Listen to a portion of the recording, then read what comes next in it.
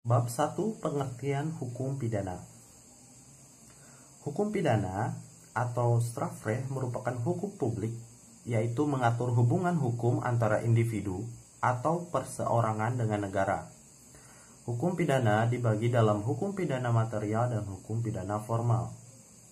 Menurut Prof. Mulyatno, hukum pidana material terdiri dari 1. Perbuatan pidana atau criminal act, 2. Pertanggungjawaban pidana atau criminal responsibility, 3. Sanksi pidana.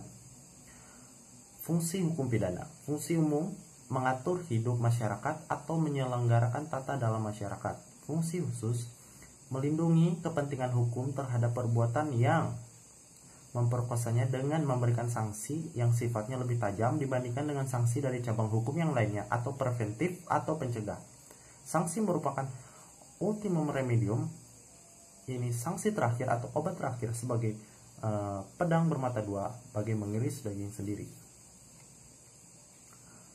Sumber hukum pidana ada KUHP, kemudian peraturan-peraturan lain yang di luar KUHP seperti Undang-Undang Tindak Pidana Narkotika, Undang-Undang Tindak Pidana Korupsi, kemudian ada memori penjelasan KUHP, kemudian ada hukum pidana adat, dan lain-lain. Pengertian hukum pidana, ini strafrecht, hukum pidana material atau hukum pidana objektif. Keseluruhan peraturan yang memuat larangan atau keharusan dan bagi yang melanggarnya diancam dengan pidana. Kemudian berisi keharusan dan larangan yang harus dilaksanakan diatur berdasarkan asas legalitas atau criminal act. Dan lalu mengatur tentang siapa-siapa yang dapat dimintai pertanggungjawaban diatur berdasarkan asas kesalahan atau criminal responsibility. Contohnya KUHP dan beberapa peraturan di luar KUHP. Hukum pidana formal atau hukum pidana subjektif. Keseluruhan peraturan yang memuat hak atau cara-cara negara untuk memberikan pemidanaan terhadap orang-orang yang melakukan perbuatan yang terlarang. Merupakan hak negara yang dilakukan oleh aparat penegak hukum atau criminal procedure. Contohnya KUHP atau Undang-Undang Nomor 8 Tahun 1981. Berlakunya hukum pidana menurut waktu atau locus temporis didasarkan pada asas legalitas.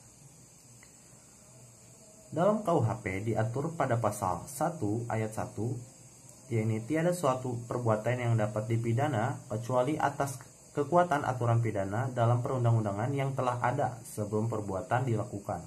Hal ini berisi dua konsekuensi, yaitu tindak pidana harus dirumuskan terlebih dahulu dalam rumusan undang-undang. Tindak pidana yang tidak diatur dalam KUHP tidak dapat dipidana atau dihukum. Larangan yang adanya penafsiran secara analogi. Kemudian peraturan harus ada sebelum terjadinya tindak pidana. Tidak boleh berlaku surut atau retroaktif. Kemudian menjamin individu dari kesewenang-wenangan penguasa. Sanksi pidana merupakan paksaan atau duang.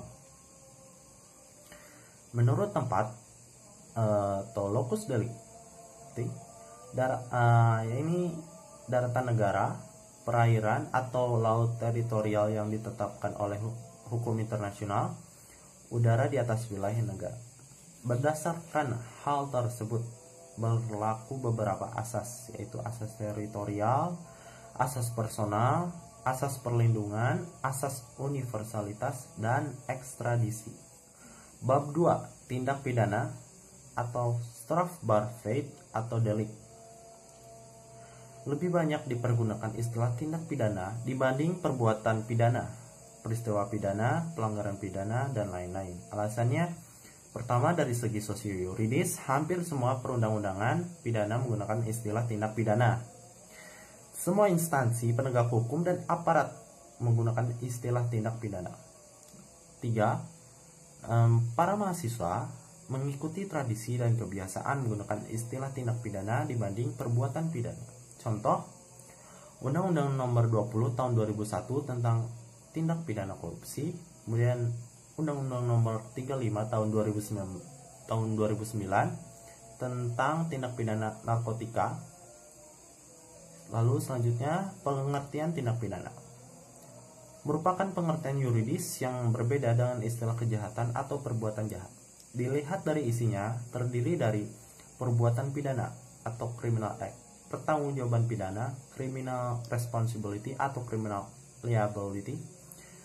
Terdapat pandangan yang memisahkan pengertian antara perbuatan pidana dan pertanggungjawaban pidana, yaitu dualistis. Pandangan yang menyatukan pengertian pidana dan pertanggungjawaban pidana adalah monistis. Pada akhirnya, baik dualistis maupun monistis mempunyai tujuan yang sama, yaitu pidana. Unsur-unsur tindak pidana, ini ada unsur objektif, perbuatan atau kelakuan akibat yang menjadi syarat mutlak dari delik, unsur melawan hukum, unsur lain yang menentukan sifat tindak pidana, unsur yang memberatkan, unsur tambahan yang menentukan tindak pidana. Kemudian unsur subjektif, kesengajaan atau dolus, kealpaan atau culpa, niat atau voornemen, maksud atau gemak, dengan rencana terlebih dahulu atau met, voorsdahrade, dan yang terakhir perasaan takut atau vrees. Kemudian mempunyai pengertian yang luas, terdiri dari bagian delik meliputi: pertama, terdapat dalam rumusan delik; dua, penuntutan umum mencantumkan dalam surat dakwaan; ketiga, harus dibuktikan di pengadilan; empat, apabila tidak terbukti, hakim harus membebaskan terdakwa. Kemudian ada elemen atau unsur delik. Pertama, tidak terdapat dalam rumusan delik.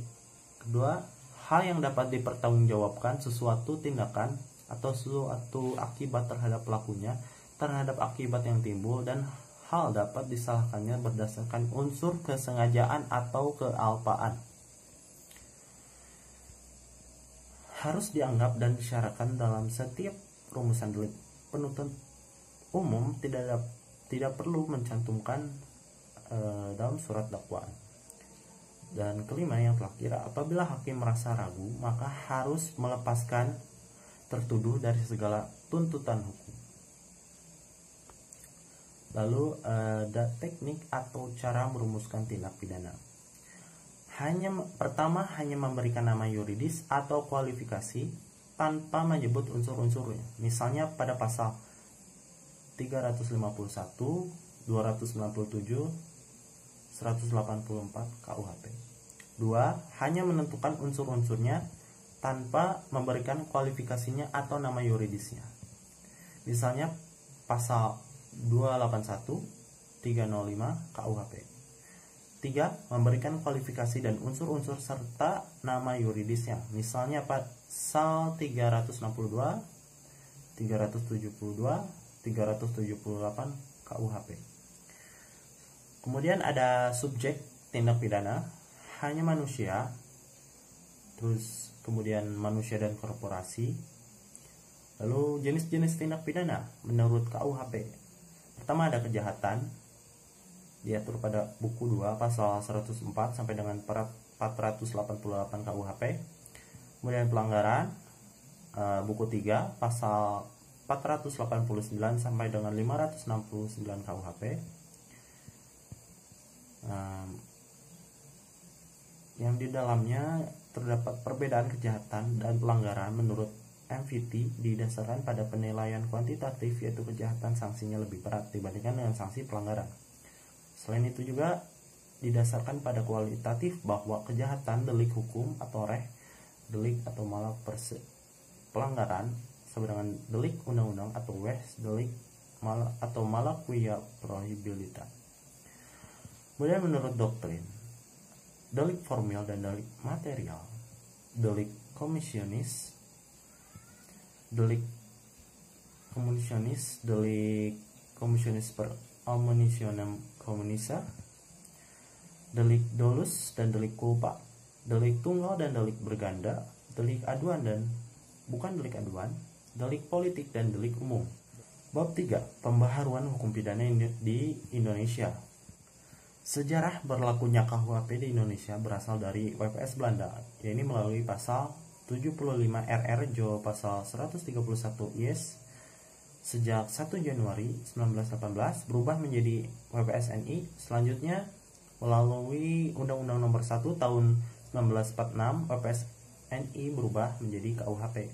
Alasan-alasan diadakan pembaharuan ini Alasan politisnya itu negara Indonesia adalah negara yang merdeka, oleh karena itu sudah sewajarnya kalau memiliki KUHP yang sifatnya nasional yang merupakan hasil ciptaan bangsa Indonesia sendiri dengan menggunakan warisan kolonial Belanda dapat diartikan bahwa secara politis Indonesia masih dijajah Belanda. Kemudian alasan sosiologis, dalam KUHP warisan kolonial Belanda masih ditemukan atau terdapat nilai-nilai budaya dan agama di Indonesia yang tidak diatur dalam KUHP, bahkan tidak mendapatkan pengaturan.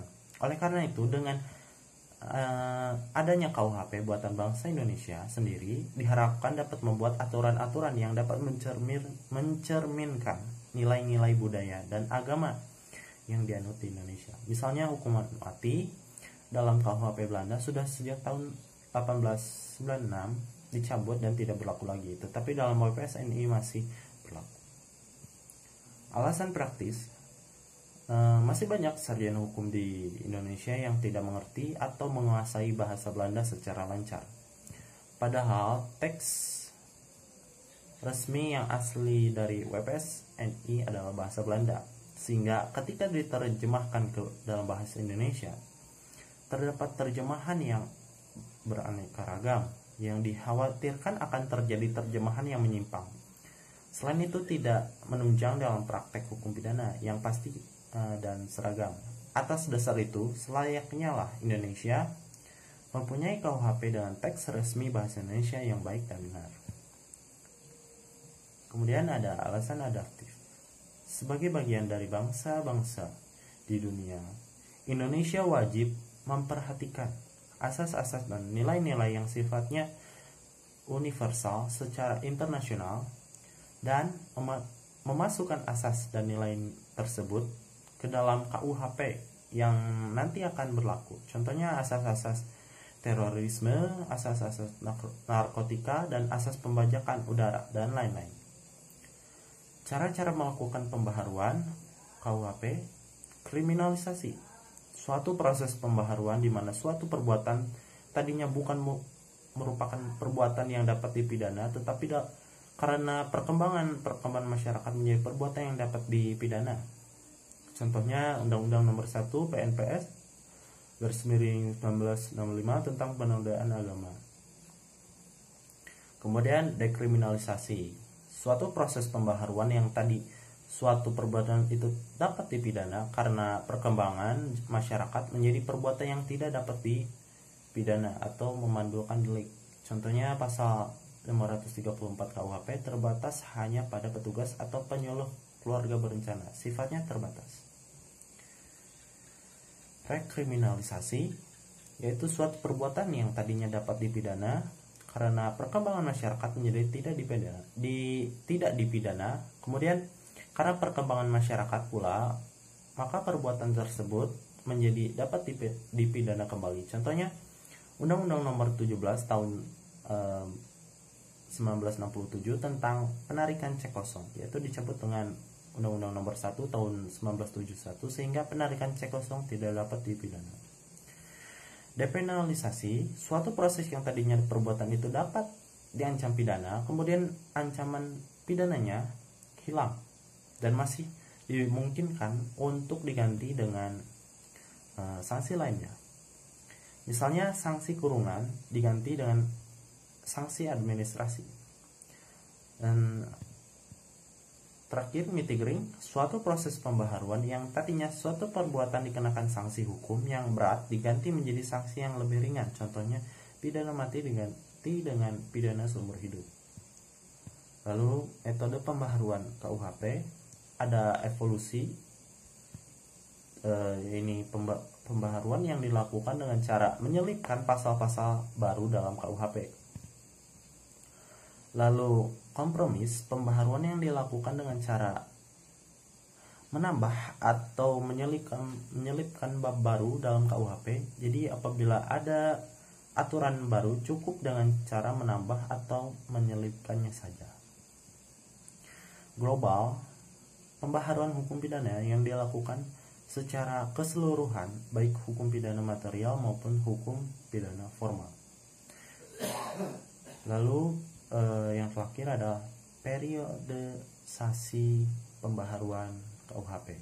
Secara kronologis, perubahan, penambahan, dan pembaharuan undang-undang hukum pidana telah dilakukan terhadap beberapa peraturan atau undang-undang diantaranya Undang-Undang Nomor 1 Tahun 1946 tentang Peraturan Hukum Pidana, kemudian Undang-Undang Nomor 20 Tahun 1946 tentang Hukuman